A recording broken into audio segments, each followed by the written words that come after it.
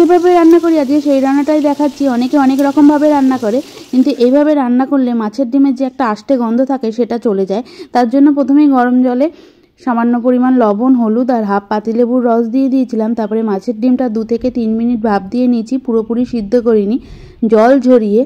এবার মাছের ডিমের মধ্যে 2 চামচ বেসন, সামান্য লবণ, সামান্য হলুদ গুঁড়ো, যেহেতু ভাপ দেওয়ার সময় লবণ আর হলুদ গুঁড়ো দিয়েছি তাই এখন অল্প পরিমাণ লবণ আর হলুদ গুঁড়ো দিলাম, দিয়ে দিচ্ছি বেশ খানিকটা পেঁয়াজ কুচি, স্বাদ অনুযায়ী লঙ্কার কুচি, তারপর দিয়ে দেবো আদা রসুন বাটা। তারপরে খুব ভালো করে মেখে নিচ্ছি। এইভাবে মাছের ডিম রান্না করলে খুব নরম হয়। এমনিতে মাছের ডিম রান্না করলে বেশিরভাগ ক্ষেত্রেই দেখেছি যে শক্ত হয়ে যায়, আর বিশ্বাস করুন কোনো আষ্টে গন্ধ থাকে না। এই আষ্টে গন্ধের জন্য আমি মাছের ডিম খেতে পারতাম না, কিন্তু এইভাবে যবে থেকে রান্না করি কোনো আষ্টে গন্ধ লাগে না।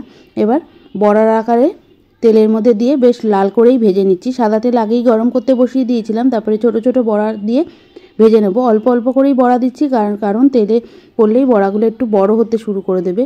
বেশ অনেকটাই মাছের ডিম, তাই বড়াগুলো তৈরি করতেও সময় লাগবে। যতটা পাচ্ছি তেলের মধ্যে দিয়ে দিচ্ছি। আপনারা চাইলে ডুবো তেলেও বড়াগুলো ভেজে নিতে পারেন। এবার আলতো হাতে খুন্তি দিয়ে নাড়াচাড়া করে নিচ্ছি, আর আমি একটু কড়া করেই বড়াগুলো ভাজছি। বেশ লাল করে ভাজা হয়ে গেলে তেল থেকে তুলে নেব। আমার মতো করে কে কে মাছের ডিমের বড়া ভাজেন অবশ্যই কিন্তু আমাকে কমেন্ট করে জানাবেন। এইভাবে বড়া ভাজলে মুখের মধ্যে দিলেই বড়াগুলো মিলিয়ে যাবে। আস্তে আস্তে লাল হতে শুরু করে দিয়েছে। এবার কিছুক্ষণ মতন তেলে নাড়াচাড়া করে তেল থেকে তুলে নিচ্ছি। দেখে হয়তো বুঝতেই পারছেন বড়াগুলো কিন্তু অনেকটাই ফুলে উঠেছে। বাদবাকি বড়াগুলো এই তেলে আমি ভেজে নিচ্ছি। আমি সাদা তেলে রান্না করলাম, আপনারা চাইলে সর্ষের তেলেও রান্না করতে পারেন। বাদবাকি বড়াগুলো আবার দিয়ে দিচ্ছি তেলের মধ্যে। এভাবে সব বড়াগুলো ভাজা আমার হয়ে গেছে। তেলটা দেখেই বুঝতে পারবেন যে কতটা বড়া ভাজা হয়েছে, আর তার জন্য তেলও কালো হয়ে গেছে। তেলটা আমি আর পাল্টালাম না, ওই তেলের মধ্যেই দিয়ে দিলাম ছোট ছোট টুকরো করে কেটে রাখা আলুগুলোও বেশ লাল করে ভেজে তুলে নেব। যেহেতু মাছের তেলে রান্না করছি, মানে মাছের ডিমের তেলে কতটা ফেনা হয়েছে। আলুগুলো লাল করে ভাজা হয়ে গেছে তেল থেকে, এবার তুলে নিচ্ছি। ওই তেলের মধ্যেই দিয়ে দিচ্ছি তেজপাতা আর গোটা জিরে ফোড়ন। ফোড়নটা কিছুক্ষণ ভাজার পর দিয়ে দেবো একদম মিহি করে কেটে রাখা পেঁয়াজ কুচি দিয়ে বেশ খানিকক্ষণ মতো ভেজে নিচ্ছি। আজকে আমি পুরো কষা কষাভাবে এই মাছের ডিমটা রান্না করছি, তাই পেঁয়াজের পরিমাণটাও একটু বেশি নিয়েছি। পেঁয়াজটা বেশ লাল করে ভাজা হয়ে গেছে, এর থেকে বেশি লাল করে ভাজবো না। এবার এর মধ্যে দিয়ে দেবো 1 চামচ হলুদ গুঁড়ো, 1 চামচ কাশ্মীরি লঙ্কার গুঁড়ো দিয়ে বেশ খানিকক্ষণ মতো মিশিয়ে এর মধ্যে একে একে সব মশলাগুলো দিয়ে দিচ্ছি। প্রথমেই দিয়ে দেবো আদা বাটা, রসুন বাটা, জিরে গুঁড়ো, ধনে গুঁড়ো